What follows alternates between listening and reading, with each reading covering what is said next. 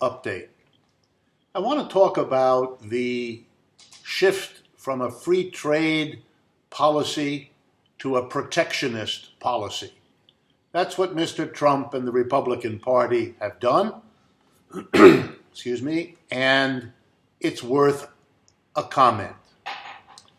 What does free trade mean? It means that the United States government has a policy of reducing or eliminating tariffs, reducing and eliminating quotas, reducing and eliminating all kinds of governmental interference in the free trade of goods and services and capital for investment and people moving from one country to another. To remove governmental rules and regulations to allow for, quote unquote, free international trade. What is protectionism? Well, it's kind of the opposite. It's when the government steps in a massive way to control the trade processes, to control the movements of goods and services, to control the movements of capital and people. Protection is old, as is free trade. Capitalism as a system has gone back and forth between them multiple times over the last 200 or 300 years. We've had a free trade approach for most of the period since the end of the Second World War, in large part because protectionism was seen as a major contributor to both World Wars I and II. But Mr. Trump has changed all that, and the Republican Party with him. They have moved away from free trade and embraced protectionism. First step was to control the movement of people, barring immigrants in that case. The second step was to control the movement of investment, making it difficult for the Chinese, for example, to invest in the United States. The third step, and the biggest one, was to control the movement of goods and services by imposing tariffs on Mexico and Canada to begin with, on China, on Europe, pretty much on everybody the United States trades with, more or less, sooner or later. And I want to comment on what it's all about. And this comment is on two stages or two levels. One, why Mr. Trump and the Republicans did it. And number two, what it means for the rest of us. Easy to explain why they did it.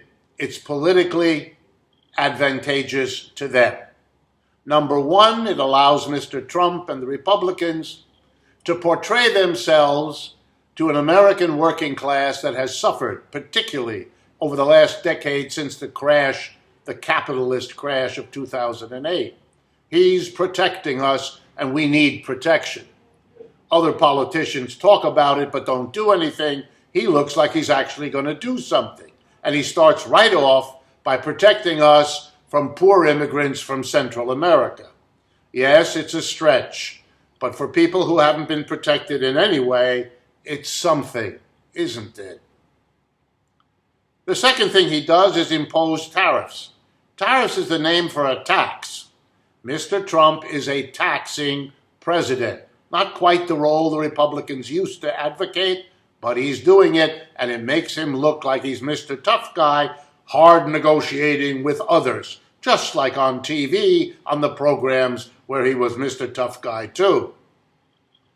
Gary Cohn, his chief economic advisor in the early part of his term, testified today, I believe over the weekend, that the tariffs imposed on China did little to affect the relationship between the United States and China and hurt the United States economically. I don't doubt that for a minute. I think that's why Mr. Trump had to sign an agreement with the Chinese.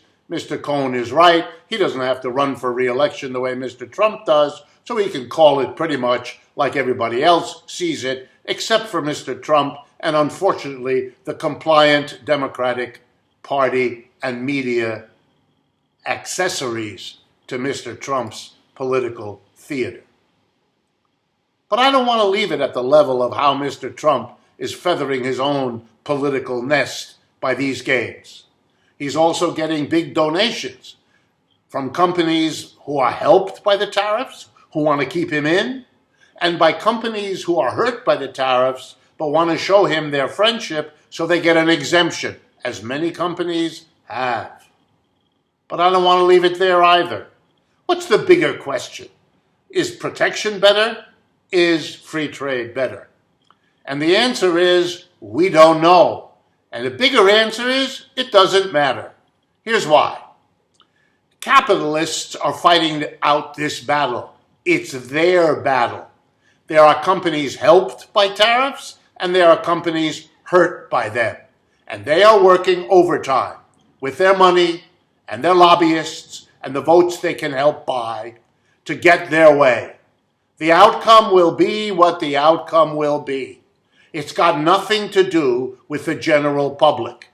We're going to be continuing our position as employees, with companies trying to gut our benefits, reduce our security, limit our wages, just as before. And how big a difference will it make that they're being protected or not, they're doing free trade or not? Their fight, their struggle, it doesn't affect most Americans in any clear way, especially over the longer run. So don't get fooled. The only reason you're hearing arguments about why you should be for Mr. Trump's protectionism or against it is because the capitalists fighting it out would like us to be on their side. It gives them a little bit more when they pressure the politicians. But that's all. Capitalism is our problem. The employer-employee struggle, that's our problem. The failure to give working people a real power in the workplace, that's our problem. Protectionism versus free trade never was and is not now our problem, it's theirs.